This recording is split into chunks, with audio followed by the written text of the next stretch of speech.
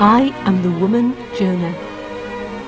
Imagine yourself imprisoned in the darkness of the whale, far below the sea, confined and restricted, alone and rejected, because everyone looks upon you as a curse. Who is responsible for bringing this evil upon us? What have you done? What are we to do with you to make the sea grow calm for us? And taking hold of Jonah, they threw him into the sea, and the sea grew calm again. In my mother's womb, feeling her all around me, nourished by her and familiar with her heartbeat, I was content, because I knew of no other existence, and I had no knowledge of light and colour and sound. But now, in the dark depths of the sea, all these delights are lost, forever snatched away, because Jonah has rejected God and has been rejected by the world. And as Jonah was in the belly of the whale for 3 days and 3 nights, so will the Son of Man be in the heart of the earth for 3 days and 3 nights. But God could never reject his own child. And when the Jonah in me was born again, unexpectedly emerging from the womb a second time, I found myself using his own hymn of thanksgiving. Out of my distress I called to you, O Lord, and you answered me. From deep in the world of the dead I cried for help, and you heard me. You cast me into the abyss, into the heart of the sea, and the flood surrounded me. All your waves, your billows washed over me, and I said, I am cast out from your sight. How shall I ever look again on your holy temple? The waters came over me and choked me. The sea covered me completely. The seaweed was wrapped round my head at the roots of the mountains. I went down into the countries beneath the earth, to the peoples of the past.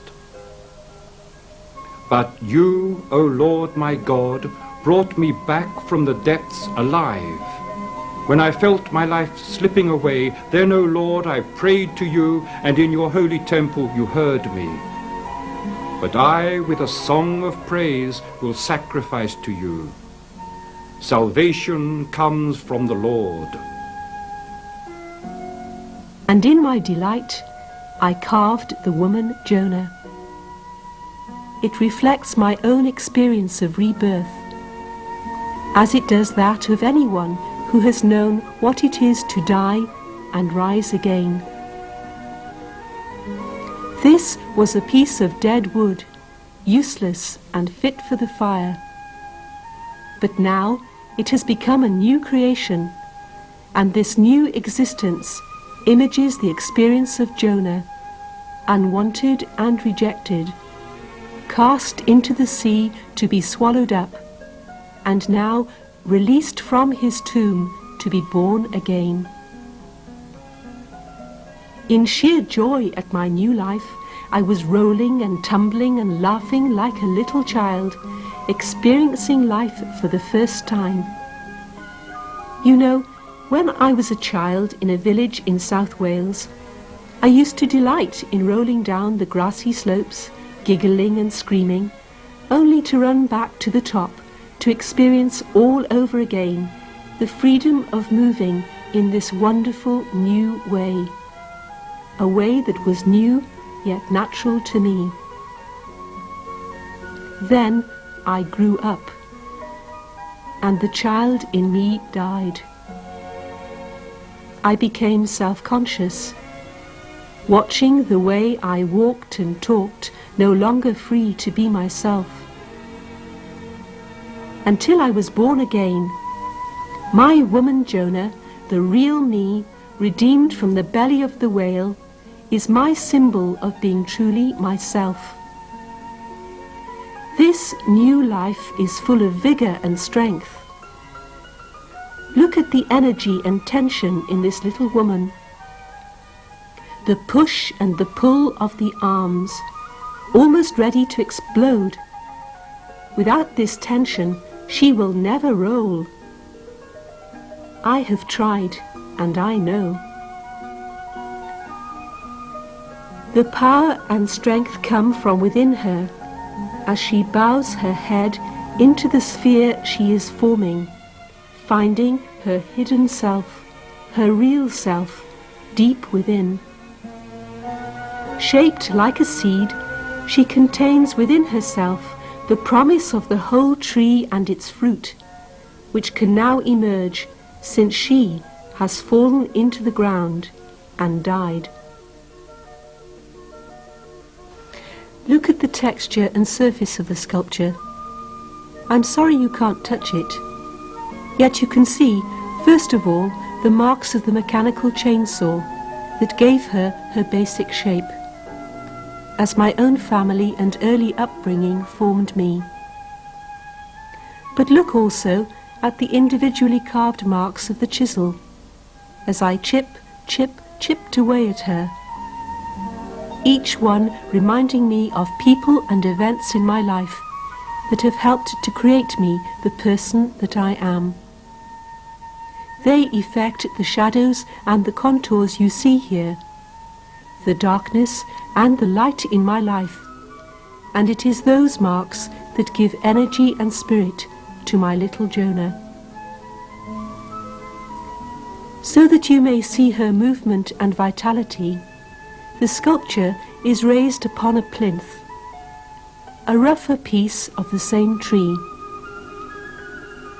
This plinth is a necessary part of the whole, the people whose love and support have raised me up. In a way, for me the sculpture is not finished.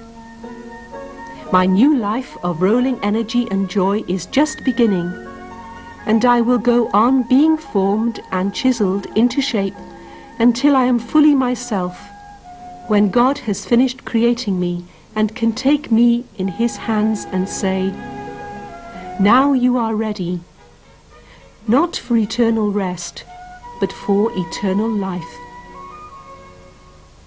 And for you, the sculpture is not finished, because it is for you to complete it.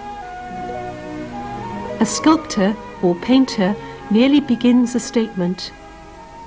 It is for each individual who encounters a work of art to complete the story. This sculpture is born of my life, but I must leave it and walk away. Whoever looks at it and cherishes it creates something new. It is for you now to make your own personal story of the woman Jonah.